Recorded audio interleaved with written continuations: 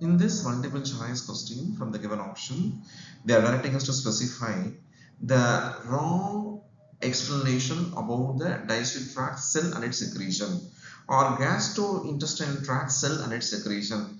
For this, let we avoid the wrong option with the proper explanation. Pental cell or oxalic cell produces hydrochloric acid located in the gastric gland of the stomach.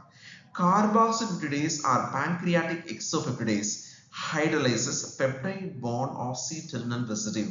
Carboxypeptidase are secreted from the pancreatic acinar cell. Goblet cells are glandular and simple columnar cell present in the epithelium of most of the organism. Epithelia of most of the organism also we can specify responsible for the secretion of the mucus.